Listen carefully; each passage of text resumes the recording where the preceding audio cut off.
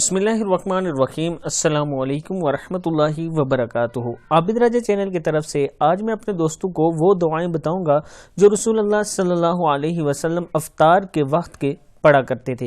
اس سے پہلے میں اپنے تمام دوستوں سے گزارش کروں گا کہ اگر آپ نے ابھی تک میرے چینل عابد راجہ کو سبسکرائب نہیں کیا تو ضرور کر لیں تاکہ ڈیلی آپ تک اچھی ویڈیو پہنچ سکیں۔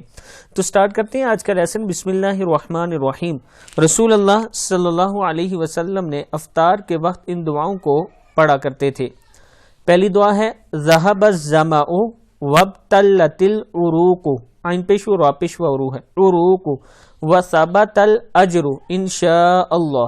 پھر پڑھیں ذہب الظمأ وابتلت العروق وثبت الاجر انشاء اللہ۔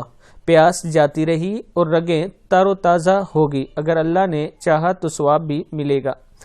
دوسری دعا ہے اللہم انی اسألک برحمتک التی وسعت کل شیء ان تغفر لی۔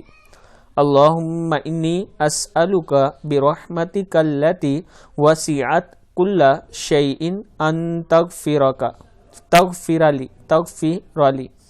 اے اللہ تیری اس وسیع رحمت کے ذریعے سے جس نے ہر چیز کو گھیر رکھا ہے، یہ سوال کرتا ہوں کہ میرے گناہوں کو بخش دے۔ کتابوں کے حوالے نیچے یہ موجود ہیں، آپ دوست دیکھ سکتے ہیں۔ خود بھی یہ دعائیں یاد کریں اور آگے اپنے دوستوں کے ساتھ ضرور اس کو شیئر کریں۔ السلام علیکم ورحمۃ اللہ وبرکاتہ۔